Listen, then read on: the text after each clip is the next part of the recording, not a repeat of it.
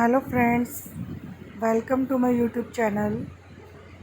आज के अपने इस वीडियो में हम करेंगे स्माइल होमवर्क क्लास 7 गणित बिन व दशमलव के दिए गए अभ्यास प्रश्नों को हल करने की कोशिश।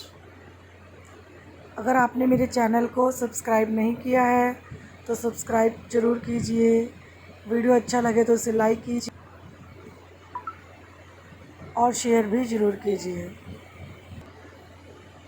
पहला प्रश्न है, भिन्न किसे कहते हैं? भिन्न कितने प्रकार की होती है? नाम लिखिए।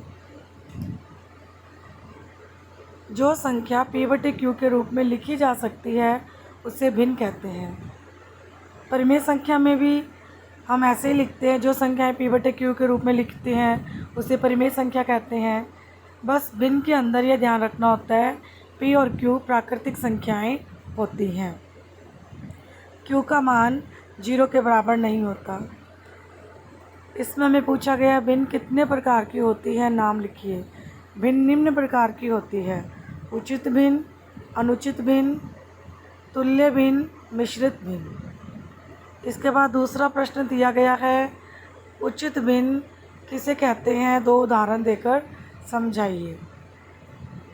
जिस भिन्न में उसका अंश उसके हर से कम होता है उसे उचित भिन्न कहते हैं। इससे हम इसे उदाहरण से समझ सकते हैं। जैसे हमें दिया गया है 4/5।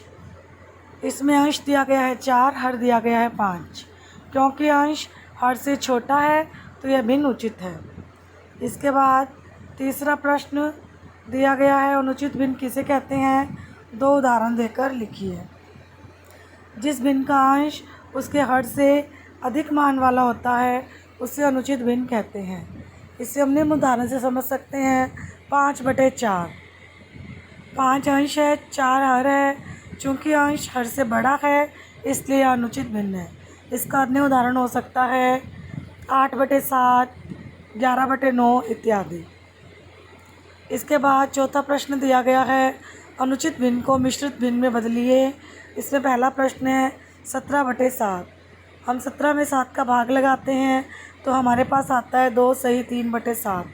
7 का पहाड़ा 2 तक पढ़ें। 7 दूनी 14, 14 में 3 जोड़े 17, 17/7।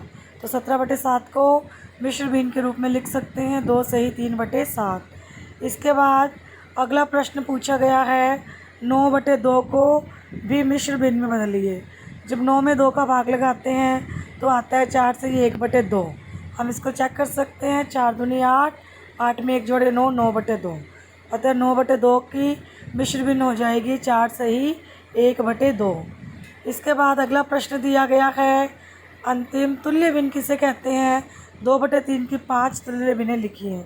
जब भिन्नों को सरलतम रूप आपस में समान होते हैं, जब हम भिन्नों को एक ही टेबल से कट करते हैं, एक ही फाड़े से काटते हैं, सरलतम रूप में बदलते हैं।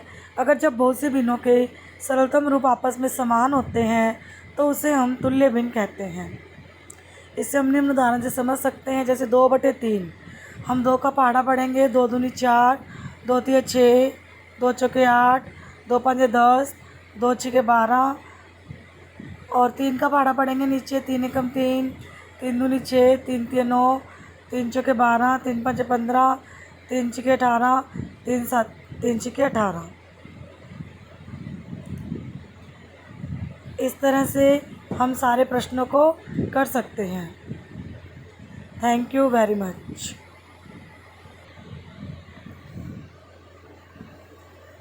अगर आपको मेरा वीडियो अच्छा लगा तो इसे सब्सक्राइब ज़रूर कीजिए और शेयर भी कीजिए।